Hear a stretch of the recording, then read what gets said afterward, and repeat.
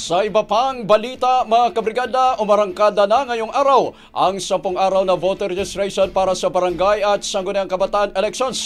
Ito ay kahit hindi pa tiyak kung matutuloy ba ito sa Disyembre dahil hindi pa rin nalalagdaan ang panukala para ipagpaliban ang halalan. Ayon kay Commission on Elections Chairperson George Garcia, hindi pa rin nila ihihinto ang kanilang paghahanda hanggat wala pang pirmadong BSKE postponement bill. Tuloy din ang pag-imprinta ng mga balota sa huling linggo ng Agosto, pati na rin ang nakatakdang filing of candidacy. Hinikayat naman niya ang publiko na sulitin ang voter registration na magtatagal hanggang August 10. Bukas ang mga tanggapan ng COMELEC mula Lunes hanggang Linggo, alas 8 ng umaga hanggang alas 5 ng hapon. Tumatanggap din ng registration ang mga tinalagang Register Anywhere Program o RAP sites. Brigada Balita Nationwide sa tanghali. Ang bahaging ito ay hatid sa atin ng Drive Max Coffee. Ligayang tuloy-tuloy.